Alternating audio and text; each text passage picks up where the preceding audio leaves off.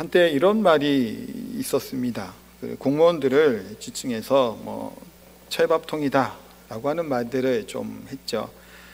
그런 이유 중에 하나가 정시 출근, 정시 퇴근, 또 권위적인 조금 업무하는 태도나 좀 딱딱하고 좀 틱틱댄다고 해야 될까요? 조금 그런 것들 때문에 그런 말들이 있었던 것 같아요.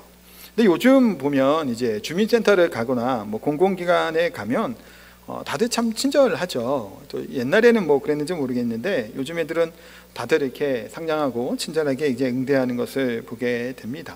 왜 이렇게 바뀌게 됐을까요? 비판하는 얘기들이 나오게 되고 또 인터넷이나 요즘 발달되다 보니까 이렇더라 저렇더라 하는 얘기도 나오고 또 감사를 또 받기도 하고 여러 가지 그런 이유들도 있었겠죠. 그러다 보니까 이게 또 개선되지 않았나라는 생각을 해보게 됩니다. 정부 조직에도 그래서 감사원이 있습니다. 감사원은 독립성과 중립성이 보장되어야 된다고 얘기를 하죠. 그래야 지금 현 정부의 문제에 대한 것들을 감사할 수 있기 때문이에요. 정확하고 공정한 감사가 일어나야 됨을 이야기를 합니다.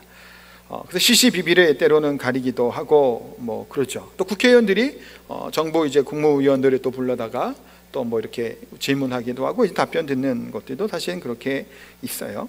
그래서 아마도 그 공무원들 세계나 아니면 기업도 마찬가지일 것 같은데 감사가 오고 이렇게 하면 굉장히 신경을 쓰고 두려움이 있을 겁니다. 군대도 그러잖아요. 군대 이렇게 있다가 사단장이 온다 그러면 난리가 이런 난리가 없죠. 다 뒤집어 엎고 청소하고 하고 그렇게 합니다. 이렇게 감사에 뜬다고 하면 그런 것처럼 오늘 말라기 선지자는 온 세상에 이럴 일이 일어날 것에 대해서 말씀하시는 거예요.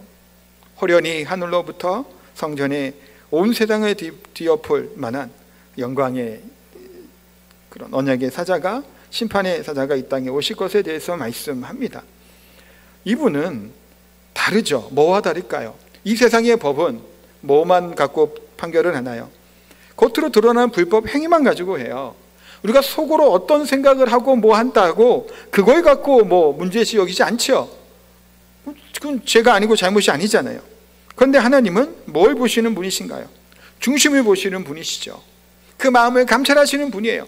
우리가 이 자리에 나와서 예배 드리는 모습들 제가 볼 때는 이렇게들 잘 드리시는 것 같지만 어떤 생각과 마음으로 이 자리에 나와 있는지 저는 모르지만 누구는 아시는 거예요. 하나님은 아시는 거예요. 우리들의 예배를, 우리들의 마음을, 중심을 어떤 마음으로 어떤 생각으로 누구에게 어떻게 하는지까지 하나님은 다 아시는 분이시죠. 그러니까 하나님의 앞에 서게 될 때 두렵고 떨림으로 설 수밖에 없는 것이 우리 인간들의 모습이에요. 그래서 현명한 사람은, 지혜로운 사람은 재물과 명예를 많이 쌓아둔 자가 아니라 우리의 마음을 감찰하시고 심판하시는 하나님 앞에 우리 마음을 연단하고 정결하게 하는 자, 또 하나님으로 말미암아 살아가는 자들이 지혜로운 자다라고 이야기를 합니다. 그래서 어떤 오늘 본문에는 두 명의 사자, 두 부분에 대해서 반복해서 나오는 게 있죠. 1절이에요. 1절에 제가 읽겠습니다. 만군의 여호와가 이르노라 보라 내가 내 사자를 보내리니 그가 내 앞에서 길을 준비할 것이요 또 너희가 구하는 바 주가 갑자기 그의 성전에 임하시리니 곧 너희가 사모하는 바 언약의 사자가 임하실 것이라. 두 번 반복하죠. 한 번은 뭐죠? 내 사자라고 얘기를 하고 두 번째는 언약의 사자라고 얘기합니다. 두 사람일까요? 한 사람을 두 번 이렇게 지칭하는 걸까요? 두 사람이에요. 첫 번째 내 사자는 주의 길을 예비하는 준비하는 가정 가운데 있는 하나님의 사자고 두 번째는 언약의 사자라고 이야기를 합니다. 사실 이전에도 하나님께서는 선지자들을 보내셔서 뭘 전하시게 했나요? 하나님의 메시지를 하나님의 사자들을 통해 보내셨죠. 하나님의 사자 중에서는 천사를 직접 보내시기도 했어요. 천사를 통해서 말씀하시기도 하고. 근데 이제 대부분은 인간인 선지자들을 보내시다가 더 많았죠. 그러면 하나님이 말라기를 통해서 전하시는 소식은 무엇일까요? 뭘 지금 얘기하시는 걸까요? 장차 하나님의 날이 임하게 될 것이고 중요한 날이 오게 될 텐데 그때 두 명의 사자를 보내실 것이라고 얘기합니다. 첫 번째 사자가 바로 나의 사자라고 하는 말라기 이름의 뜻도 나의 사자라는 뜻이에요. 하여튼 같은 이의 뜻은 나의 사자가 올 것이고 근데 이 사자는 예비하고 준비하는 자고 정말 주인공, 그 뒤에 오시는 거죠. 누구죠? 언약의 사자, 그가 오실 것을 말씀합니다. 첫 번째 나의 사자는 누구일까요? 그러면 다 눈치를 채셨겠죠. 뭐 예비하고 준비한다라고 하니까 세례 요한이에요. 세례 요한이 첫 번째 나의 사자이고, 두 번째는 예수 그리스도가 바로 언약의 사자로 이 땅에 오실 분이에요. 하나님은 먼저 보내실 나의 사자에 대해 얘기할 때 어떤 이 마음이 들어가 있냐면, 나의 사자라고 하는 가운데는 이런 의미들이 포함되어 있다고 봐요. 뭐냐면 내가 참으로 아끼고 사랑하고 귀하게 여기는 내 사자를, 내 사자, 제 사자가 아니에요, 내 사자를 보내노니 라고 얘기를 하죠. 이 사람은, 이 세례 요한은 강야에서 외치는 자의 소리로 하나님의 예수님의 오심을 준비했던 사람이 바로 세례 요한입니다. 이 세례 요한이 이 땅에 오게 됨은 이사야 말씀에 이미 예언했죠. 아까 우리가 성시교독 먼저 봤던 이사야 40장 3절 4절 말씀이에요. 우리 9절 한번 같이 읽어보도록 합니다. 외치는 자의 소리여 이르되 너희는 광야에서 여호와의 길을 예비하라. 사막에서 우리 하나님의 대로를 평탄하게 하라. 골짜기마다 도두어지며 바다 언덕마다 낮아지며 고르지 아니한 곳이 평탄하게 되며 험한 곳이 평지가 될 것이요 라고 말씀하죠. 세례 요한의 사명이지만 이 당시에 이사야 말씀을 받고 지금 포로 귀환한 이 사람들, 이 유다 백성들의 입장에서는 뭐로 이것을 먼저 받았을까요? 본인들이 포로에서 귀환하게 될 때, 돌아오게 될 때 이와 같은 일들이 일어날 것을 기대한 거예요. 지금 예언은 대부분 제가 몇 번 말씀을 드렸죠. 학계에서도 그리고 지전에 또 말씀드렸지만 뭐 예레미야 다 마찬가지예요. 예언은 1차적으로는 보통 뭘까요?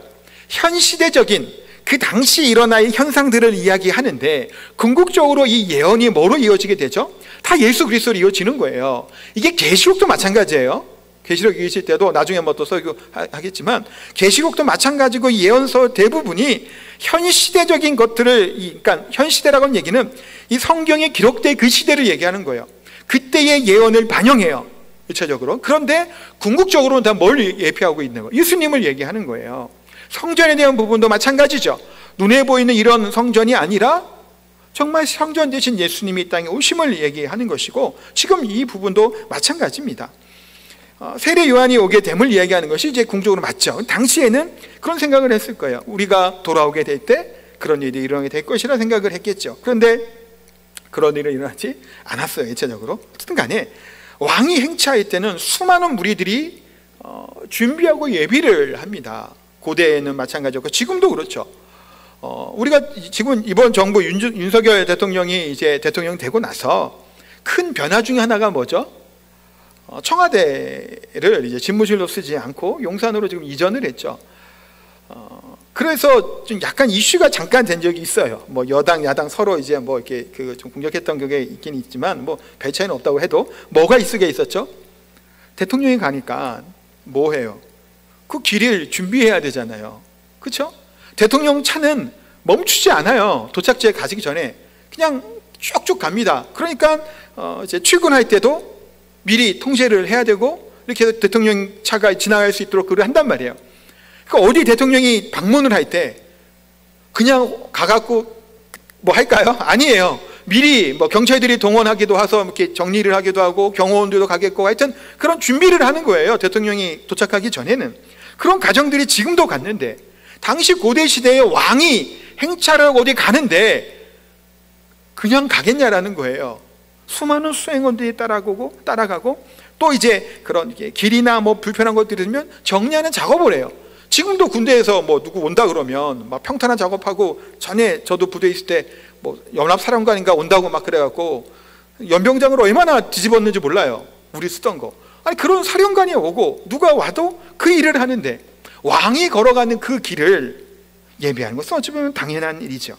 근데 또 말씀드린 것처럼 바벨론으로 돌아올 때 그런 일은 일어나지 않았던 거예요. 어떻게 돌아오게 되나요? 고레스 왕이 바벨론을 점령하고 또 그들을 무너뜨리고 이스라엘 백성들에게 돌아갈 사람 돌아가라고 이게 공포를 하는 거죠. 그러니까 그 사람들은 자신들의 길을 찾아 그냥 돌아온 거예요. 그 이사야에서 얘기하는 주의 길을 예비하라 뭐 외치는 자의 소리가 실질적으로 본인들에게는 나타나지 않았던 현상이죠. 그러니까 이들 바벨론에 돌아오는 것이 이사야의 예언이, 또 수많은 예언자의 예언들이 다 뭘 향하는 거예요? 당장 이게 아니에요. 온전한 귀환이 일시적인 거고 상징적인 거예요. 무슨 아직 상징적인 의미를 가지고 있는 거예요. 일시적이고. 진짜로 귀환은 뭘 통해 일어나게 되는 건가요? 온 세계가, 온 지금 우주가 예수 그리스도 앞에 돌아오기, 그 날을 이야기하는 거예요. 진정한 이 땅의 왕이, 온 우주의 왕이 이 땅에 다시 오시게 될 때를 이야기하는 것이죠. 그러니까 바벨론에 돌아오는 것은 진정한 구원과 회복에 대한 것이 아니죠. 대대적인 구원은 세례 요한이 이 땅에 오므로 주의 길을 예배하고 회개를 선포한 그 이후, 그래서 누구든지 우리 주 예수 그리스도의 이름을 부르는 자는 구원을 받는 거예요. 주 예수님의 이름으로 기도하고 간구하는 자에게 응답되어진 약속의 말씀을 해주신 그때가 온전히 회복되고 주의 길이 오는 언약의 사자가 임하는 그때라는 겁니다. 그런데 그럼 세례 요한이 하는 건 뭘까요? 이 땅의 인간들이, 우리 모두가 마찬가지죠. 이 엄청난 이런 일들, 이 은혜의 복, 축복의 그 통로를 이게 열어주셨단 말이에요. 근데 어떤 사람들마다 다, 때로는 어떤 사람은 교만해요. 나밖에 믿지 않겠대. 나는 나만 믿지 누구에게 얘기지 하고 신을 안 믿는다는 사람들도 있죠. 또 어떤 사람은 나 같은 죄인을, 나 같은 악한 사람을 구원받을 수 있겠냐고 얘기하는 사람들도 있어요. 그런 자들에게 뭘 소개해 줘야 되나요? 높아진 마음은, 교만한 마음은 좀 깎아줘야 되겠죠. 낮아진 마음은 다시 돋아줄 수 있는 역할을 누가 하는 거예요? 세례 요한이 그것을 일단은 한 거예요.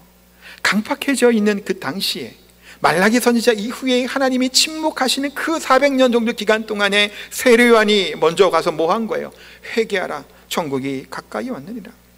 강에서 외친 거예요. 뭘 이제 했나요? 세례 요한이 큰 사역, 세례를 베푼 거예요. 무슨 세례죠? 죄사함의 세례예요.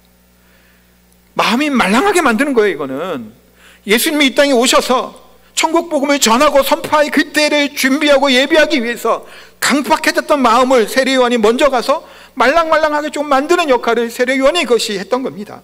그러면 지금 이때에 우리는 어떠한 사명을 갖게 될까요? 주께서 초림하실 때는 세례 요한이 그런 사역을 한 거예요. 그들의 마음을, 강팍한 마음을, 삐뚤어진 마음을 곱게 하는 일들을 사역을 했죠. 지금 예수님이 다시 오실 그때를 준비하는 자들이 누구라는 걸까요? 우리라는 거예요. 나의 사자, 내 사자라고 얘기하는 하나님의 백성들, 죄로 인해 강팍해져 있는 우리 심정과 마음 가운데 예수님의 복음을 들을 수 있도록 그 역할을 하는 것이 바로 우리가 해야 될 사명이에요.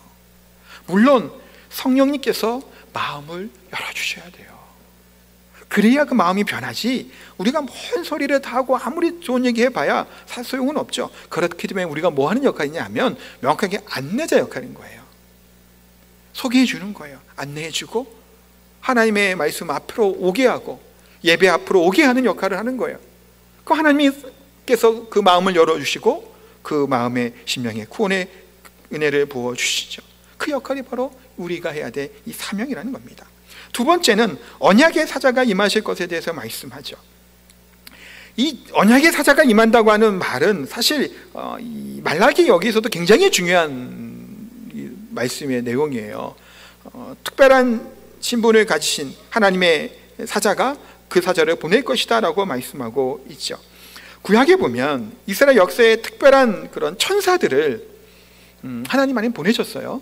그래서 천사가 뭐 이르되 아니 여호와의 사자가 라고 하는 표현이 종종 나옵니다. 우리가 우리 큐티 하기도 하고 새벽에 보는 사사기 말씀에도 보면 이제 이번 주에 나와요. 여호와의 사자가 이들에게 이제 말씀하고 임하는 내용들이 나와요. 그 여호와의 사자, 하나님 보내신 천사라고 얘기하죠. 하나님의 사자라고 얘기하고 천사라고 얘기하는데 어떻게 말하냐? 그 천사가, 그 사자가 내가 너희를 이렇게 인도하였다 이렇게 얘기를 하는 거예요. 누가? 내가. 그 스스로를 뭐라고 얘기냐면 여호와라 라고 얘기를 해요. 천사가. 그 천사라고 그래서 이제 모세오경에는 그런 또 표현하기도 합니다. 이스라엘 백성들이 존재할 수 있었던 그것은 천사의 신적인 능력, 그 천사가 이 하나님의 사자가 지켜줬기 때문이죠. 그런데 언약을 맺었던 이스라엘 백성들이 언약을 깨트린 거예요. 그랬더니 하나님이 그들을 버리셨고 언약의 사자도 이스라엘을 떠났죠. 그 다음에 어떻게 되나요? 이스라엘은, 유다는 망한 겁니다. 근데 이 말라기 선지자는 뭘 얘기하는 거예요? 여호와의 사자가 다시 예루살렘을 통해서 임하시고 오실 것이다 라고 말씀하고 있습니다. 왜 여호와의 사자가, 천사가 이 땅에 오신다고 얘기하나요? 그리고 먼저 누구죠? 이 천사가 예수 그리스도예요. 여호와의 사자가, 구약에 나오는 여호와의 사자, 물론 진짜 천사를 보내기도 했어요. 천사라고 한다고 다 그렇게 하면 안 돼요. 천사라고 진짜 천사가 오기도 했고, 또 이제 또 다를 때도 있지만, 구약에서는 이런 천사라고 얘기하고 사자라고 하면서 누가 나타나냐면 성자 하나님께서 현현하셨다 그래요. 이 땅에 나타나야 보여주신 거예요. 하나님의 특별한 사람들을 통해서 이들에게 성자 하나님께서 나타나 그들에게 말씀을 전하고 그들을 지키셨던 것이 성자 하나님 하신 거예요. 그러니까 예수님이 2000년 전에 딱 성육신 하셔서만 하셨던 것이 아니에요. 이거 오래 하시면 안 돼요. 이미 천지창조와 그때로부터 성부, 성자, 성령 하나님께서 삼위 하나님이 함께 역사하시고 일하셨었고, 구약에서도 때로는 때때로 이렇게 여호와의 사자가, 하나님의 천사가 그 모습으로 나타나셔서 이스라엘을 지키시고 보호하셨다는 겁니다. 그런데 이 여호와의 사자가 다시 오시게 될 건데, 새 언약을 위해서 이 땅에 오시죠. 또 심판하시기 위해서 이 땅에 오실 것에 대해서 말씀하고 있습니다. 1절 한번 좀 볼까요? 또 너희가 구하는 바 주가 갑자기 그의 성전에 임하시리니 곧 너희가 사모하는 바 언약의 사자가 임할 것이라. 너희가 구하고 사모하는 바 그를 보내실 것이라는 거예요. 고대하고 기대하였던 너희들이 원했던 메시아를 보내겠다. 메시아. 지금 이스라엘은, 유다는 항상 메시아 대망 사상을 지금도 가지고 있잖아요. 지금 이스라엘 가도 그들은 그런 것을 가지고, 그들이 구하고 사모하고 메시아만 오면 모든 것이 해결될 것을 고대한단 말이에요. 근데 이 언약의 사자가 이 땅에 오실 것이다 라고 같이 말씀합니다. 근데 왜 언약의 사자라고 또 불렀을까요? 언약의 사자, 이 언약하면 떠오르는 것이 뭐가 있죠? 시내산이 떠오르시죠? 시내산에서 뭘 하죠? 십계명을 받고 율법을 받게 되는 겁니다. 하나님의 영광이 임하게 돼요. 시내산 가운데 구름이 가득한 가운데 임하게 되죠. 대단한 능력들이 그때로부터 일어나기 시작을 합니다. 바위 위에서 물이 막 솟아올라요. 생수가 하늘에서 만나가 내려오죠. 요단강을 건너고 여리고성이 무너지는 놀라운 것들을 이들이 경험하게 됩니다. 이 말씀을 지키고 언약을 지키는 자에게는 하나님이 함께 하시는 놀라운 기적들을 경험하게 돼요. 그런데 이 하나님의 율법이, 이 언약이, 맺었던 이 하나님의 말씀이 부패하고 타락한 이스라엘 백성들의 마음을, 심령을 온전히 고쳐지지는 못한 거예요. 이 얘기는 율법이 불완전하다라는 얘기가 아니에요. 율법을 지키는 이 인간들이 안 되는 거예요. 못 지키는 거예요. 그래서 광야에서는 뭔 일이 일어나게 되나요? 불만불평을 쏟아내죠. 십계명을 바꿔 내려오니 그때를 못 기다려서 금송아지를 만들어서 섬겼던 것이 이들의 모습인 거예요. 시내산 언약에는 놀라운 은혜와 복이 있었지만 반역하고 배역하는 이 이스라엘 백성들의, 우리 인간들의 심령의 모습들은 바꾸지는 못했던 겁니다. 하나님은 언제나 신실하셨는데 이들은 그러지 못했죠. 결국 어떻게 되죠? 망한 거예요. 근데 하나님이 하시고자 하는 이 언약은 뭘까요? 언약의 사자는 누굴까요? 시내산이 아니라 예루살렘의 새 언약을 맺으실 것이고, 뭘 하죠? 거기서 십자가의 죽으심으로, 십자가를 통해 우리의 모든 죄를 단번에 대속해 주시는 거예요. 인간들이 하나님의 율법을 지키지 못하기 때문에, 율법 살지 못하기 때문에 온 율법을 성취하고 이루시기 위해 예수님께서 이 땅에 오셔서 십자가를 지신 거예요. 오직 예수의 십자가만을 하나님은 보시는 거예요. 그래서 우리들이 여전히 약하죠. 죄 가운데 나아가고 우리의 심령이 그런 더러움이 가득함에도 불구하고 십자가의 그리스도의 보혈을 보시고 우리를 의롭다 여겨주시는 겁니다. 그것을 뭐라고 한다고요? 칭의한다고 얘기를 하는 거예요. 그렇게 여겨주신 거예요. 이 언약의 사자는 이 사자, 그래서 예루살렘에 임하시죠. 그래서 예수님이 요한복음에 이렇게도 말씀하셨어요. 너희가 이 성전을 헐라 내가 사흘 동안에 일으키리라. 이 성전이 누구를 뜻하는 거죠? 예수님을 뜻하는 거죠. 예수님이 이와 같이 6월절 어린 양이 되셔서 십자가에서 죽으셨습니다. 십자가에 죽으실 때 어떤 일이 일어나게 되나요? 성전 휘장이 위로부터 아래로 갈라져서 누구든지 예수 그리스도의 이름으로 말미암아 하나님께 담대하게 나아갈 수 있는 그런 근설의 능력을 얻게 됨을 보게 됩니다. 이 언약은, 이 예수님으로부터 얻어가는 십자가의 언약은 우리를 변화시키죠. 우리를 살아나게 하는 겁니다. 그와 같은 언약을 하나님은 맺으실 것을 말씀해요. 이 언약은 새 언약이라고 그래서 이야기를 합니다. 물론 지금 여기에 이어지는 내용이에요. 제가 단락은 두 번째, 세 번째 나눴습니다만 이 새 언약의 특징이 있어요. 특징이 하나 2절 말씀인데, 그가 임하시는 날에 누가 능히 당하며 그가 나타나는 때에 누가 능히 서리요, 그는 금을 연단한 자의 불과 표백하는 자의 재물과 같을 것이다. 그가 임하시는 날에 누가 당하냐라는 거예요. 자, 언약의 사자가 임해서 하시는 일이 뭘까요? 하나님의 진노의 심판을 먼저 의미해요. 잘 들으셔야 돼요. 이거를, 그 의미를 좀 들으셔야 돼요. 뭐냐면 예수님이 이 땅에 오신 것이 뭘 위해 오신 걸까요? 우리가 보통 얘기하는 것은 우리를 우리를 구원하시기 위함이다 얘기하잖아요. 맞아요. 이게 맞는 얘기인데 순서적으로 한편으로는 이게 뭐냐면 십자가에서 뭘 하시는 걸까요? 하나님의 진노를, 심판을 누가 대신 받는 거예요? 예수님 받으시는 거예요. 이 땅에 언약의 사자가 임하셔서 하나님의 심판을 받으시는 거예요. 그래서 모든 그런 악함과 더러움이 십자가를 통해서 심판의 정죄함을 받게 되는 거고, 거기서 죽으시는 거예요. 그러니까 예수님이 엘리 라마 사박다니 하는 거예요. 하나님으로부터 진노와 온 심판을 예수님이 홀로 겪으신 거예요. 심판의 의미를 갖고 있습니다. 그래서 순서적으로 하나님의 진노와 심판이 먼저라고도 얘기할 수 있는 부분이에요. 근데 이 여호와의 사자가 임하셔서 죄인을 심판할 뿐만이 아니라 죄를 정결하게 하고 연단하는 일 또한 하시겠다라고 말씀합니다. 그래서 오늘 성경에 뭐라고 얘기하죠? 금을 연단하는 자의 불과 표백하는 자의 잿물이라고 설명합니다. 금은 그 용광로 속에 그 금을, 그 원석을 들어가면 굉장히 뜨겁게 해서 불순물을 제거하죠. 빨래 얘기를 하는 거예요. 표백하는 자의 잿물 얘기하는데, 우리 옛날에도 뭐 양잿물 같은 걸로 뭐 빨래 했다고 하잖아요. 그러면 자 보세요. 빨래 입장에서, 금덩어리 입장에서 보면 연단하는 불과 표백하는 잿물이 뭔가요? 고통이에요. 괴로움이에요. 그렇죠? 우리가 빨래를 할 때도 예전에 뭐 이제 애들이 뭐 그냥 묻히고 막 똥 묻히고 그런 거 같은 경우 빨 때도 어떻게 보통 빨래 저희 집에서 하냐면 뜨거운 물로 해요. 좀 되면 담가 놓고 조금 덜 되면 바로 뜨거운 물로 막 이렇게 합니다. 막 손이 막 뜨거울 정도로 막 뜨거운 물로 해요. 그 다음에 이제 해갖고 하면 깨끗이 져요. 근데 이 빨랫감 입장에서 보면 이 뜨거운 물의 고통과 괴로움이, 제 손도 막 뜨거워서 못 되겠는데 이루 말할 수 없죠. 그러갔다라는 거예요. 한 가지 책 얘기를 드릴게요. 위라클이라고 하는 책에서 나온 내용인데, 이 박이라고 하는 분이 쓴 책인데, 이분은 유망한 이제 청년이었어요. 그러다가 이제 불의의 사고로 이제 전신마비 판정을 받게 됩니다. 그런데 이제 하나님의 은혜 가운데 휠체어를 타고 그래도 이제 상반신은 어느 정도 완전히 움직이지 못하지 움직일 수 있는 상태로 이제 회복된 분이에요. 이분이 이 책의 내용에 이런 얘기 나요. 고통에 대해서 이분이 이 얘기를 해요. 잘 들어보세요. 되게 잘 의미가 있어요.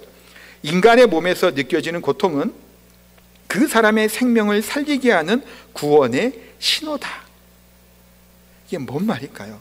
인간의 몸에서 느껴지는 고통이 그 사람의 생명을 살리는 구원의 신호라는 거예요. 자 보세요. 통증이 없으면, 아픔이 있어도 몰라요. 이분은 전신마비였잖아요. 그러면 꼼짝을 못하고 이게 감각이 없어요. 그 침대에 계속 누워있으면 뭐가 생기죠? 욕창 같은 게 생겨요. 이거 내비두면 어떻게 될까요? 죽는 거예요. 몸이 아프다라는 것은 한편으로는 뭔가요? 문제가 있다라는 것을 아는 거예요. 이 아픔이라는 고통이. 그렇기 때문에 자각하지 못하는 병은 더 무섭죠. 사실은 발견했을 때 이미 늦는 경우들이 대부분 그런 치명적인 질병들이에요. 자각하지 못할 때. 그렇게 마찬가지로 우리에게도 고통이라는 괴로움이 우리를 연단하시는 하나님의 구원의 손길이라는 사실을 깨달아 알아야 되는 것이 은혜라는 거예요. 그 아픈 것이 구원의 손길이라는 이 분의 고백처럼 이와 같은 거예요. 그러니까 하나님의 사자는 그만큼 우리를 뭐 하시는 거예요? 철저하게 회개시키려는 거예요. 성령께서 우리에게 임하셔서 우리 마음속에 있는 것도 감찰하실 뿐만 아니라 우리 가운데 있었던 더러움들을 토해내게 하시고 회개하게 하시는, 철저하게 회개하게 만드시는 거예요. 금이 정금과 같이 만드는 거예요. 금덩어리를, 옷에 더러운 옷을 잿물로 빼는 것 같은 역사가 그와 같이 임하게 될 것이라고 말씀합니다. 그래서 은혜 받고 나면 평소에 죄라고 여기지 아니했던 것을 깨닫게 되는 거예요. 나 자신은 어떠한 존재인들을 점점 발견하는 것이 뭐예요? 성화되고 은혜 받은 자의 모습이에요. 정말 은혜 받은 자는, 성숙한 자는 교만하지 않아요. 내 자신이 얼마나 더럽고 연약한 존재인지 점점 깨달아 알기 때문이죠. 그래서 하나님의 때가 임하게 때 그와 같은 일이 일어나게 될 것이다. 그래서 3절에 은을 연단하는 깨끗하게 한 자 같이 앉아서 레위 자손을 깨끗하게 하되 금은과 같이 그들을 연단하느니 그들이 공의로운 제물을 나 여호와께 바칠 것이다. 그게 이루어지는 거예요. 이게 왜 의미가 있을까요? 말라기는 예배에 대한 부분으로 시작해서 되게 강조점이 있어요. 사실 예배에 대한 부분을 안 받겠다고 하셨잖아요. 토해내 버리겠다, 그냥 성전이 그냥 아이에게 문 닫아버렸으면 좋겠다 이렇게 얘기하시는 거예요. 그런데 하나님이 은을 연단을 깨끗한 같이 해서 이 레위 자손을 그들이 공의로운 제물로 하나님께 바쳐지게 될 것이고 예배드리게 될 그때가 있을 것이라는 것을 말씀하시는 거예요. 이 레위 자손이 누구예요? 제사장들 얘기하는 게 아니에요. 지금 우리 신약시대의 거룩한 하나님의 성도들을 이야기하는 거예요. 하나님의 거룩한 백성들, 성도들이 깨끗함을 받아 누구로 말미암아? 우리가 깨끗하다는 게 아니에요. 예수님의 보혈로 깨끗하게 여겨지는 거예요. 여겨진 우리가 순수한 금과 은과 같이 연단되어져서 하나님이 기뻐하시는 공의로운 제물로, 의로운 제물로 하나님께 예배하고 나아갈 것에 대해서 말씀하는 겁니다. 은혜 받은 사람은 절제함이 일어나게 되죠. 사소한 것도, 별거 아닌 것도 포기하게 돼요. 때로는 내가 편하게 많이 봤던 드라마나 TV나 핸드폰이나 게임이나 그런 것들, 사람들과 만나고 하는 것들, 내가 즐겼던 여러 가지 것들, 그런 것들이 때로는 하나님의 예배와 하나님께 나아가는 것들 때문에 절제될 때가 사실은 있죠. 사소한 것들도 때로는 포기하게 돼요. 그래서 믿지 않는 사람들은 때로는 얘기해요. 아니 당신은 주일날 꼬박꼬박 예배드리러 가고 기도하러 간다 그러고 시간 아깝지 않냐고, 이때 딴 거를 더 하고 뭘 하지, 뭐 하는 것이냐, 무슨 재미로 사냐, 이것도 안 하고 저것도 안 하고 저것도 못 먹는다 그러고 저것도 안 하려고 그러고, 또 승질이 나도 참기도 하고 피해를 봐도 그냥 때로는 우리는 넘어가잖아요. 그리스도인이기 때문에. 당신들은 뭔 재미로 살아갔냐고 얘기할 수 있어요. 근데 그 얘기하는 그 사람들은 뭐예요? 참된 기쁨과 소망을 모르기 때문이에요. 우리는 예배를 통해서 그리스도와 동행함으로 말미암아 하나님의 말씀과 기도하는 걸 통해서 느껴지게 되는, 하나님의 자녀로서 느껴지게 되는 참된 기쁨과 행복을 받은 자들이죠. 그러기에 이 세상에 주는 것들이 아닌 하나님이 주시는 참된 것들을 우리가 누리는 자들이에요. 때로는 그래서 새벽에 일찍 일어나는 거예요. 주일날 시간을 지키는 거예요. 기도를 하는 거예요. 때로는 양보를 하는 거예요. 피해를 보는 거예요. 뭐 때문에 그러는 거예요? 예수 그리스도 때문이죠. 그와 같은 것 때문에 우리가 변화되는 그것이 또한 기쁨인 거예요. 괴로움으로 살아가는 게 아니라 그렇게 조금 어렵고 다른 사람들이 볼 때는 그래 보일지라도 하나님의 기쁨으로 이렇게 살아갈 수 있는 자가 이와 같은 자들이라는 겁니다. 그러기에 어거스틴은 이런 얘기를 했어요. 하나님을 사랑하라. 그리고 마음대로 살아라. 이게 오해하면 이상하게 들리죠. 하나님을 사랑하라. 하나님을 사랑하는 자는 하나님이 다 용서해 주시고 다 구해 주시니까 그냥 아무렇게 살아도 돼 라는 게 아니에요. 정말 하나님을 사랑하는 자는 뭐예요? 이웃을 사랑하면서 사는 거예요. 정말 하나님을 사랑하는 자는 사랑하기 때문에 삶이 뭐예요? 바뀌는 거예요. 내가 하나님을 정말 사랑하니까, 아까 앞에 잠깐 얘기했던 좀 피해보고 또 어려움을 겪고 아니면 시간 이렇게 들여서 예배 드리는 그런 모든 가정들이 뭐예요? 자동으로 되는 거예요. 마지못해 끌려와서 이렇게 앉아있는 게 아니라 하나님을 진정 사랑하면 내가 마음대로 살아가도 된다고 하니 없으니 그런 의미를 갖고 있는 말을 하는 거죠. 또한 4절 5절에 보면 5절에 심판하러 왔다라고 얘기하면서 가늠하는, 점치는 자, 가늠하는 자, 거짓말서 막 나와요. 이 얘기가 한번 보시면 시간이 없어서 못 보겠는데 뭔 얘기냐면 이웃에게 행하는 우리들의 악행을 이야기하고 있어요. 그것을 심판하겠다고 얘기하죠. 이게 왜 이런 현상들이 일어나게 되는 걸까요? 하나님을 사랑한다라면 이웃을 사랑하는 거죠. 하나님을 사랑한다라면 다른 사람에게 포악한 일을 행하거나 그들을 더럽게 하거나 그들에게 품꾼에게 싹스 제대로 주지 않는다든가 억울한 일을 당하게 한다든가 고아와 가부들이 그냥 내버려 두지 못하는 거예요. 그들을 포악하게 하지 못하는 거예요. 압제하지 못하는 거예요. 누구를 사랑하면? 하나님을 사랑하면. 근데 수많은 우리 기독교 역사에서 보면 하나님의 사람이라고 하고 성교라고 하는 이름을 가지고 다른 나라들이 침공하기도 하고 많이 죽이도 하는 일이 일어났단 말이에요. 그건 굉장히 잘못된 행동들이었겠죠. 하나님을 사랑한다라면 그런 일이 일어나지 않는다라는 겁니다. 또한 하나님의 자녀는 내버려 두지 않는 거예요. 이런 악한 자들을 행하는 자들 하나님이 정결하게 하시겠다, 깨끗하게 하시겠다, 연단하게 하시겠다가 4절 5절에서 그 말씀을 하고 계시는 거예요. 때로는 그래서 빨래가 빨개지는 것처럼 괴로움과 고통을 우리가 때로는 겪는 거예요. 괴롭더라도 우리를 정결하게 연단하시는 하나님의 방법이라는 겁니다. 여기 계신 분들 중에서 아이들을 키우실 때 아이들이 어릴 때 아팠던 적은 다들 있으실 거예요. 저희 큰아들도 어릴 때 참 많이 아팠어요. 태어나기 전부터 수신증이 있어서 신장에 좀 문제가 있어서 매번 이제 1년에 한두 번씩 입원해갖고 열 몇 번 입원을 했어요. 그래서 서울에 있는 큰 병원들은 다 가본 것 같아요. 이대도, 세브란스, 서울대 이렇게 큰 병원들 좀 많이 입원도 하고 그랬는데 병원에 입원하면 아이들한테 가장 먼저 어른도 마찬가지겠지만 뭐 하냐면 링겔을 이제 맞춰요. 어른도 다 그렇죠. 제가 입원해 본 적이 없어서 링겔을 맞춰요. 링겔을 왜 맞추죠? 치료하기 위함이고 또 이렇게 맞춰놔야 돼요. 근데 주사 바늘을 이제 가지고 의사 선생님이라고 간호사님이 오면 아이가 어떨까요? 아기 때 두려워 벌벌 떨죠. 두려워서는 정말 떨어요.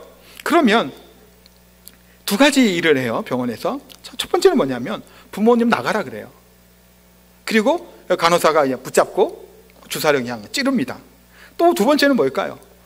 부모님 보고 잡으라 그래요. 꼭 잡고 있으라고. 그러면 그때 잡은 동안에 이제 바늘을 찌르죠.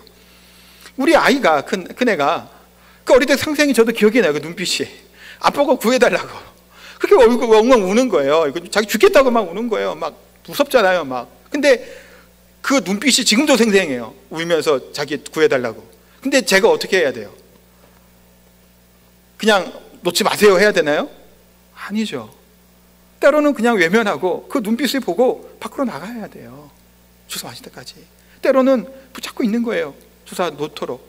그러면 아이는 어떤가요?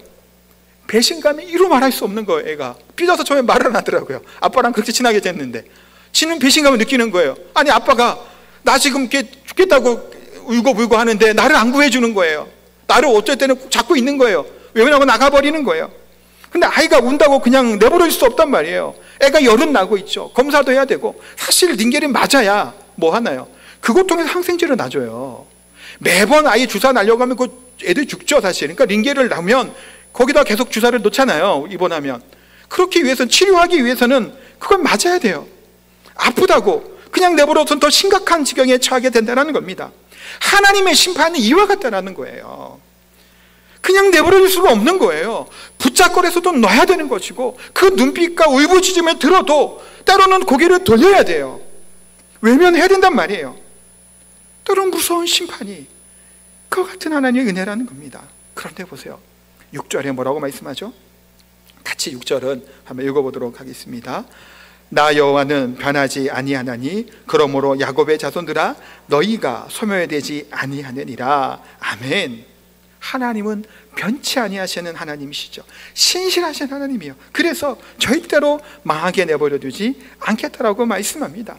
때로는 우리가 걱정해요. 하나님 말씀대로 살아가다가 또 예배 드리고 이렇게 하고 막 하는데 뒤처질까 걱정도 되죠.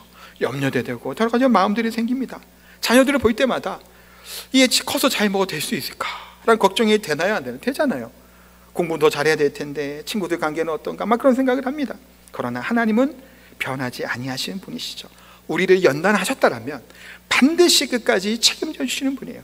하나님의 손에 대시면 놀라운 작품이 될 때까지 결코 포기하거나 내버려 두시는 분이 아니라는 겁니다. 지금 어려운 결과를 놓고 때로는 이 결과보다 더 아름다운 모습으로 우리를 바꾸실 분이 우리 하나님이심을 우리가 기억하시기 바랍니다. 사랑하는 성도 여러분, 그래서 우리는 예수님의 다시 오심을 뭐하는 자들이라고요?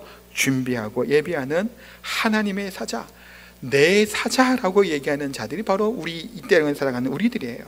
분명히 예수님은 다시 오십니다. 우리는 그 길을 예비하는 자들이고 준비하는 삶을 살아가야 돼요. 어둠에 쌓여있는 죄가 죄인지 모르는 이 세대에 복음을 증거하고 아름다운 빛을 전하는 자가 바로 우리들의 사명이에요. 또한 아주 중요한 언약의 사자이신 예수님께서 이 땅에 오심으로 우리를 대속하여 십자가에 죽으셨죠.